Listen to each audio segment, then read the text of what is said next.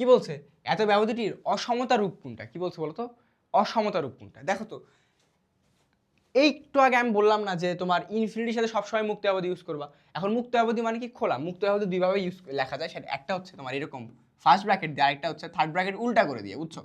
এখন দেখো এখানে আমরা থার্ড ব্র্যাকেট ইউজ করছি, তো এটা দেখে যেন ভয় পেয়ে যেও না, এটাও কিন্তু আমাদের মুক্ত ব্যবধি। তার মানে কি, যে আমার এক্স এর মান মাইনাস ইনফিনিটি থেকে বড় এবং কি বি এর থেকে ছোট বা সমান, কারণ বি এর থেকে কেন ছোট বা সমান, কেন সমান বললাম, কারণ বি এর সাথে আমার বদ্ধ ব্যবধি আছে, বিয়ের সাথে বিয়ের দিকে বদ্ধ করে আসে না বলো তো, বিয়ের দিকে বদ্ধ করে আসে মানে বিয়ে এক্স এর মান বিয়েও হইতে পারে।